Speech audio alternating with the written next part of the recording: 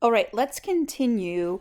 And we want to move up into mid and then our new one, which is the trapezoid rule. So, first, I want to give us a little bit different way to look at mid. Basically, the idea here is we want to make a step up and say, okay, well, if left and right are trying to follow the shape of the curve using constant functions, then let's look at stepping that up. And instead of using just constant functions, horizontal lines, let's look at using lines with positive or negative slope to follow the curve a little bit more closely. And I may have mentioned this when we were looking at mid earlier, but I really want to emphasize it here because it helps us. So let me just capture kind of same idea. We're going from A to B. And this one we want to look at M sub 3, and then we'll work our way into trapezoid, which will be T sub 3. Okay, so for midpoint rule, the way we actually do the calculation is to think of it as a rectangle. So if we split this into 3, we'd say, okay, there's the sides of our rectangles. And then we go and we find this middle x value, and wherever that hits the curve, that makes the top of our rectangle. So that would be our rectangle.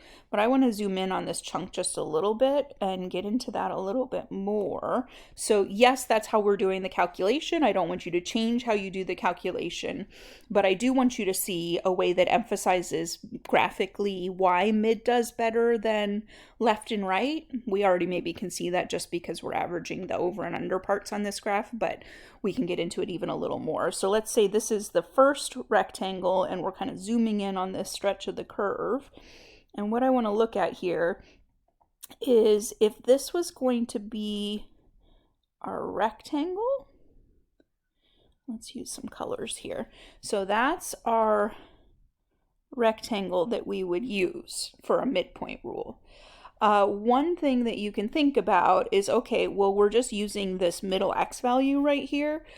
We could actually visualize this. We could tip the top of that rectangle. So we're going to take that top of the rectangle and we're going to tip it down until it becomes a tangent line. So kind of tipped across there. Mine looks a little crooked, but sort of gets the idea across. Whoops. Okay.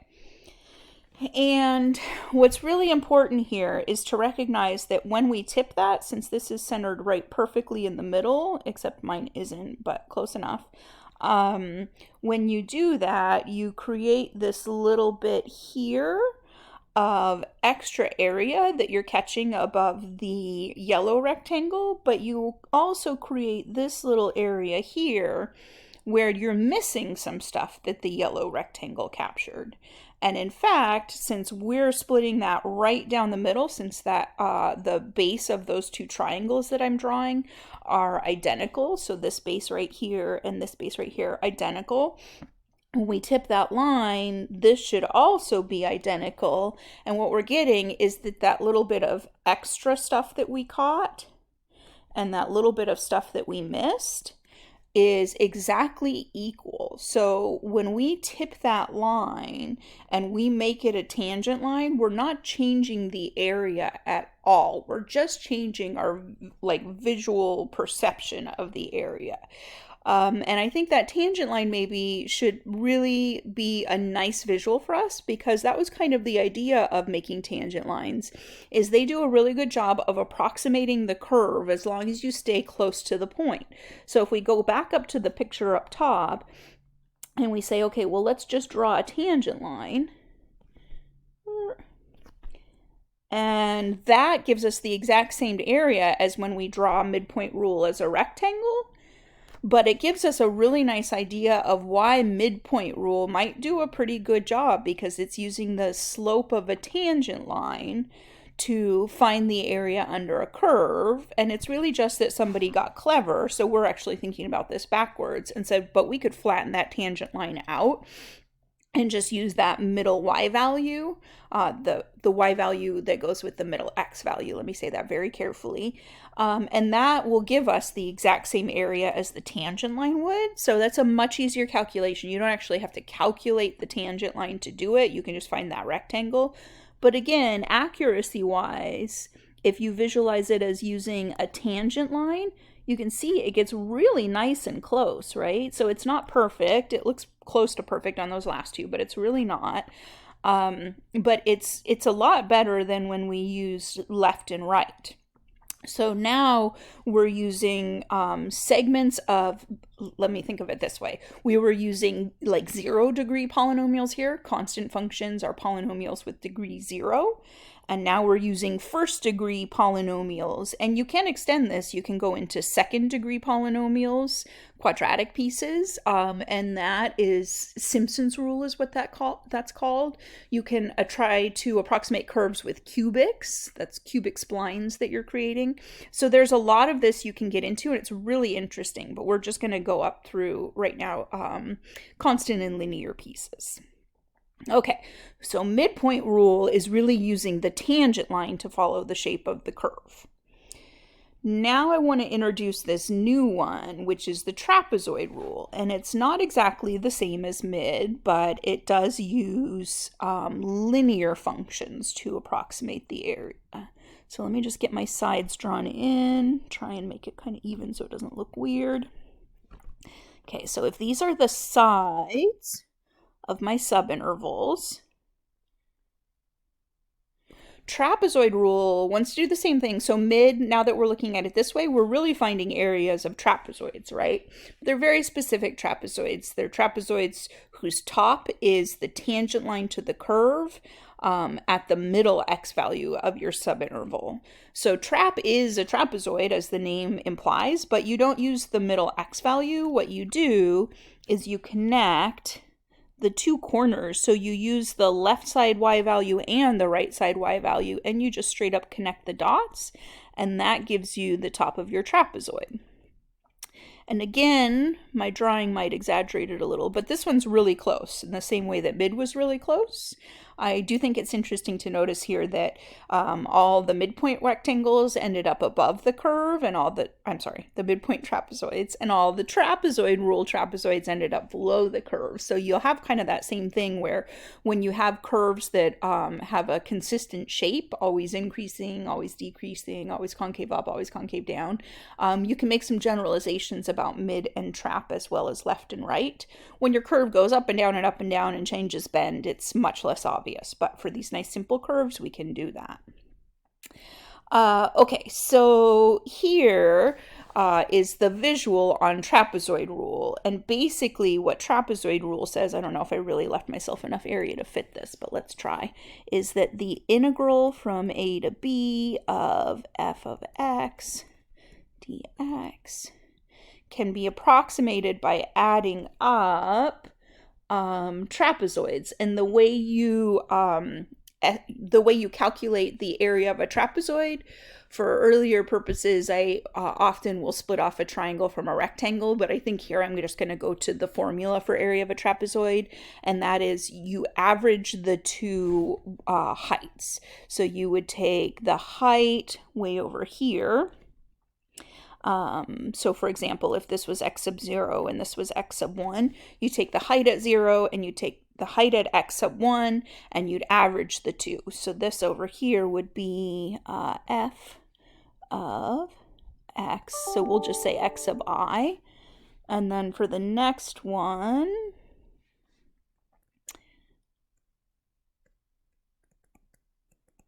you would do x sub I plus 1. So you'd take two consecutive y values, you average them, and then the width of your rectangle, again, this would be a delta x.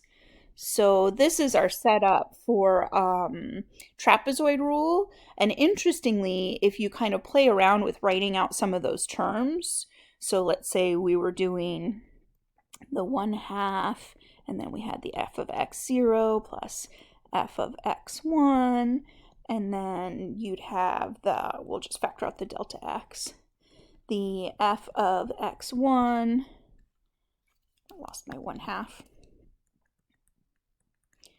plus f of x2, and so on. You can just kind of do a little regrouping. Oh, that would have a delta x at the end as well. You can factor out the 1/2.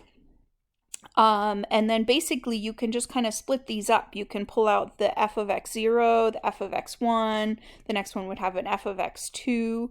So 1/2 is pulled out, and then you have grouped together the x0, x1,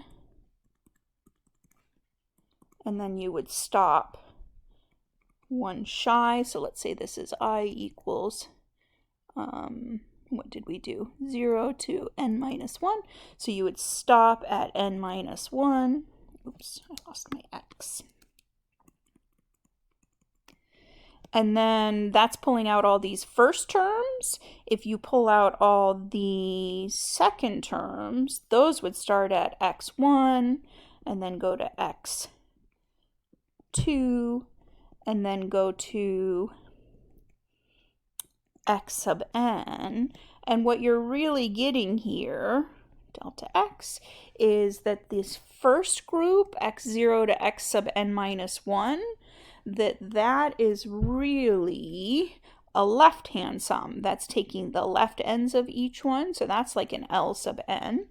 And in the second set, when you add up the x1, x2, all the way to xn, that is really a right-hand sum.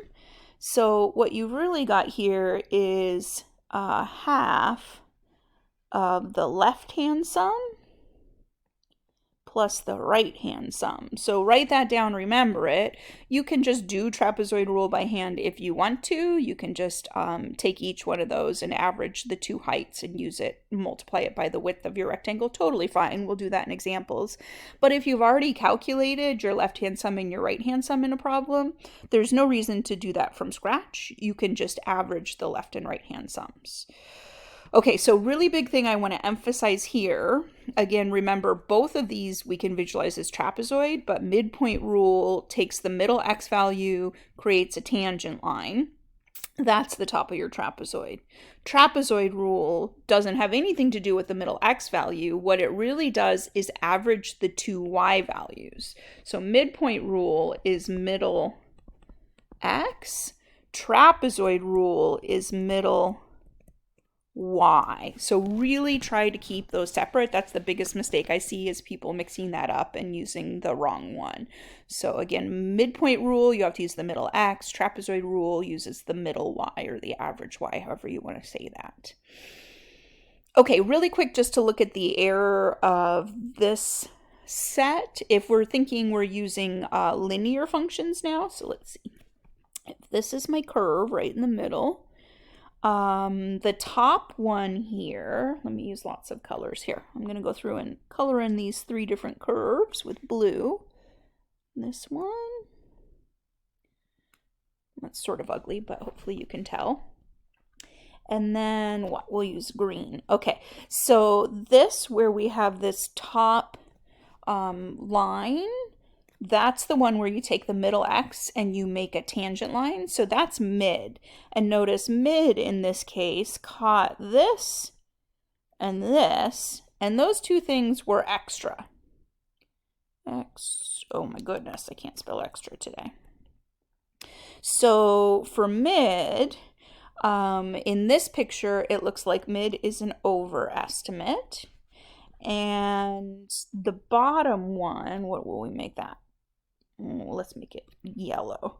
So where we took the two ends, the far left and the far right points, and we just connect the dots, that's trap. And for trap, it's this whole bottom trapezoid. It has missed all of this stuff. So that is missed, which means it appears that trap is going to be an underestimate.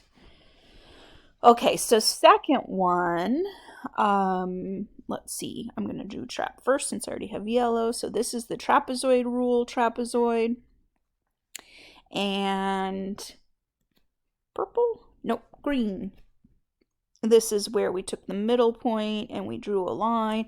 And I do want to emphasize, I don't know if it's very easy to see here, but those lines aren't going to be parallel generally. It's possible, but it shouldn't be an assumption. That'll just depend on what's going on. So I think before I drew on that one, it was a little more obvious that maybe one line was slightly steeper, but don't assume that you're working on parallel lines there. The tangent line doesn't have to be parallel to that line that connects the far left and the far right corners. Okay, so again in this one, which pen am I on? Green. Okay, so this stuff is what the midpoint rule, so this is mid, caught that wasn't actually under the blue curve. So this stuff is extra stuff, which means that mid is going to be an overestimate. And then for trap, we have all this stuff right here that is not inside our trapezoid for the trapezoid rule, but it is actually trapped under the curve. So we missed all of that. So trap is going to be an underestimate. Okay, so those two matched, and now we have the flip-flop again. So let's see here what's happening. This time, the two corners, that is our trapezoid rule, and that actually falls above the curve. And then green, this one is our midpoint rule where we use the tangent line. So my picture didn't line up, oh, excuse me, very nicely. But basically right here is the stuff that we missed. So this time the midpoint rule is under, and the trapezoid rule captured all this stuff that's actually above the curve, so the trapezoid rule is over. So we did get that flip-flop, and I think this actually could be a little deceiving. I think I want to draw us one more picture. What if we had, so let me switch back to blue, and you'll do a whole bunch of these in just a minute, but what if we had decreasing but concave down? So we had increasing and decreasing there, but this sort of made it look like there was an increasing decreasing thing that happened. So if we're concave down, then our midpoint rule, there we go, is there. Decreasing concave down. Oh, that was very crooked and wrong. And then our trapezoid rule is there. So again, trapezoid here falls under the curve, and your midpoint rule falls over the curve. So what I'm trying to get at there is that it's not the fact that that last one switched to decreasing that made them flip-flop. It's actually the concavity. So if your function is concave down, the tangent line will always lie above the curve, which means midpoint rule will always be an overestimate, and trapezoid rule will always be an underestimate, if I just said that the right way. So that's, I'm looking at concave down as I'm saying this. Hopefully I didn't just switch on you. And then if your graph is concave up, that's this one on the far right over here. If it's concave up, midpoint rule, your tangent line will fall below the curve, so midpoint rule will be an underestimate and trap will be an overestimate. And always if it's one of those two consistently, concave up or concave down, these will lie entirely above and entirely below the curve, trap and mid, and they'll always be opposite. One will be an overestimate, the other will be an underestimate. So interestingly, if you ever study Simpson's rule, it kind of averages out that under and over of midpoint rule to do an even better job. And it even takes into consideration the fact that the stuff that trapezoid rule either misses or catches that it shouldn't is always bigger than the stuff, the little corners that midpoint rule either catches or misses. So it actually is like a weighted average of those two, which is pretty cool.